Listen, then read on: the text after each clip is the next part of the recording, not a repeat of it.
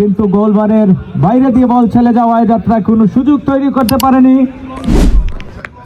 Chittagong zone 0, petro FC 0-0 অবস্থায় খেলা এখন পর্যন্ত চলছে। প্রথমার্ধের খেলা অনুষ্ঠিত হচ্ছে।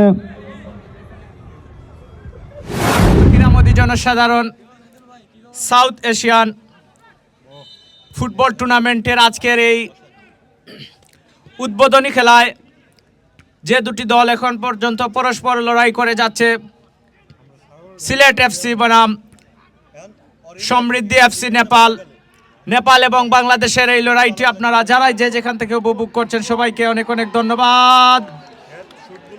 গোল হতে হতে হতে গিয়েও হলো না, বলটা গড়িয়ে সীমারেখার বাইরে, ফলে আউট গোল কিক লাভ করেছে সিলেট এফসি। মধ্য মাঠে বল সিলেটের অনুকূলে। দক্ষ একজন ফুটবলার রেফারি তৌহিদুল ইসলাম, আমরা তার প্রতি অনেক অনেক শুভকামনা জানাচ্ছি।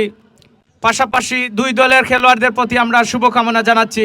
আক্রমণে সমৃদ্ধি এফসি, দূরপাল্লার শট এবং গোল, অফসাইড। মধ্য মাঠে বল দলীয় গোলরক্ষক সিলেট এফসির দিয়েছেন চতুর্থ খেলোয়াড়কে উদ্দেশ্য করে বল পাস।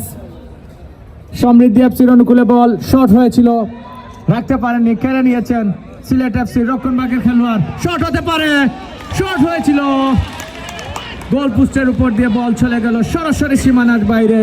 এ যাত্রায় গোল কিক লাভ করেছে সিলেট এফসি। ভিতরে গোল হতে পারত, কি করলেন নাম্বার 30 অল্পের জন্য কিন্তু বলটাকে গোল পোস্টের উপর দিয়ে পাঠিয়ে দিলেন সীমারেখার বাইরে। সহজ একটি সুযোগ তৈরি হয়েছিল। उस मैच के बाद दूसरा मैच जो होगा NYC नेपाल बनाम बैटल एफसी नेपाल, वो दोनों मैच होगा। वो दोनों टीम का कैप्टन का प्लेयर लिस्ट अभी स्टेज में देने के लिए बोल रहा हूँ। 8 সেখান থেকে 13 নম্বর জার্সি পরিহিত ফুটবলার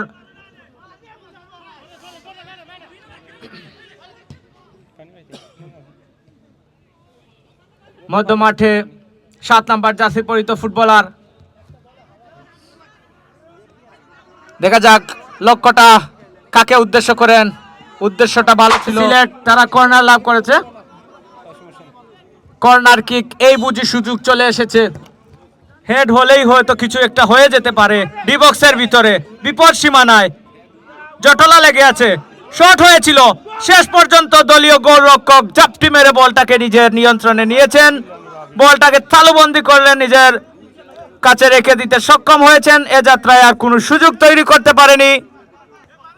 স্কোর লাইনটা আবারও জানিয়ে দিচ্ছি, সমৃদ্ধি এফসি 2, সিলেট এফসি 1। আজকের এই ফাইনাল খেলা যে দল গোল করবে শেষ বাঁশি বাজার আগ পর্যন্ত যারা গোলে এগিয়ে থাকবে তারাই কিন্তু জয়ী হবে।